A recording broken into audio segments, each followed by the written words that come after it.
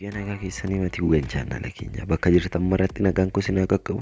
Har'as immoo viidiyoo ajaa'ibaatiin walitti deebinee jira. Viidiyoo har'aa keessattis kan waliin ilaallu viidiyoo editingii paartii sadaffaadha jechuudha. Hangasitti warroonni dhufan daawwachaa jirtan guddaa galatoomaa isiniin jenna. Kanneen hin daawwanne jirtan immoo kutaa tokkorraa ka'aatii ilaalaa isiniin jenna. Har'as immoo wanti isinitti agarsiisnu wanta ajaa'ibaati jechuudha. Viidiyoota walitti aananii waan ta'eef isaan sana ilaaluun dirqama ta'uu qaba jechuudha. Warroonni isaan kana hin ilaalle tole gaama. Asirratti immoo wantootni ilaallu kunuu wanta jidduu kanatti argamtu irratti viidiyoo keenya irratti jijjiirama maalii agarsiifti isa jedhudha jechuudha.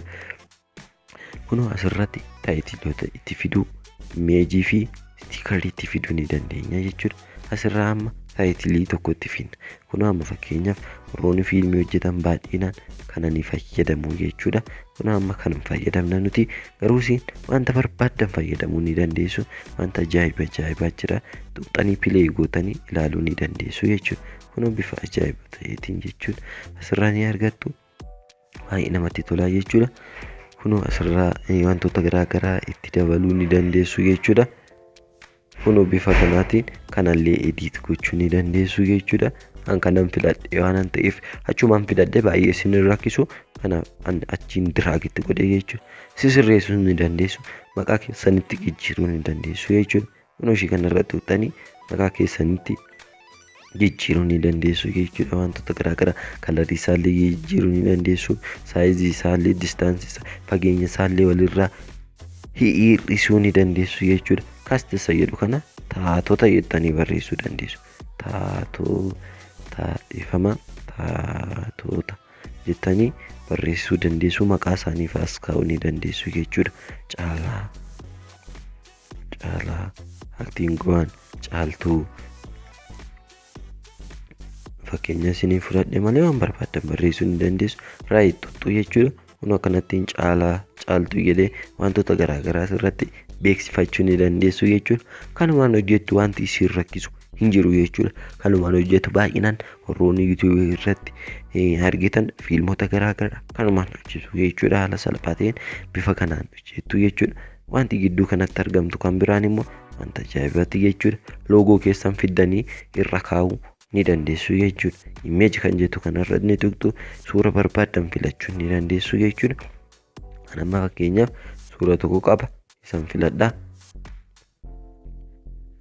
Suura YouTube chaanala kootii loogoo isaa kunoo sana booda asumaan tuqaa innuu fidee diraag naa godha yookaan immoo as naa fidaa jechuudha.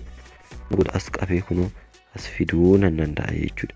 Kunoo viidiyoo sarara fidee sana boodaan gasiittan harkisaa jechuudha. Kunoo ishii kana qabeeni kunoo ishii kana naannoo kanaa kan jirtu kunoo ishii kana qabeen akkas acheechee harkisuu nan danda'a jechuudha.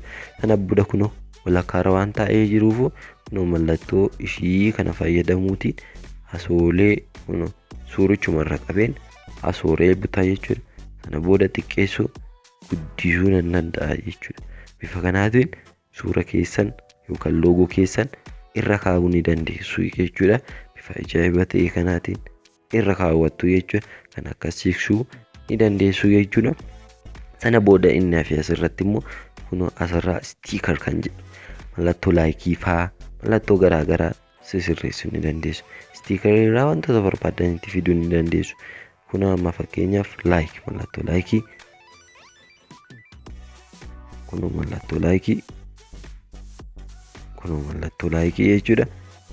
Kanatti hin qabdanii xiqqeessuu guddisuu ni dandeessu jechuudha. Kunoo as nafaa ta'u viidiyoo namoota baay'ee irratti argitanii ta'e mallattoo laayikii kana ni jirti jechuudha. Kunoo bifa kanaatiin wantoota garaagaraatti dabaluu ni dandeessu. Asirra waan baay'ee jira jechuudha. Waan isinitti tolee waan barbaadan irra kaa'uu ni dandeessu.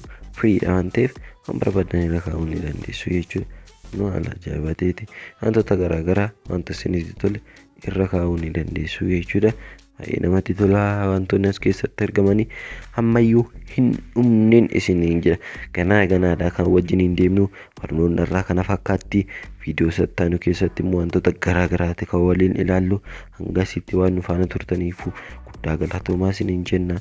Warroonni YouTube channel keenya faaraa taatan subscribe gochuun gara maatii keenyaatti dabalamaa isiniin jenna. Viidiyoo kana laayikii isaa gaaffii yoo qabaatan comment irratti nu gaafadha. Deebinee isiniif deebisna jechuudha. Waanuma editingii kana irratti waa wal qabate jechuudha.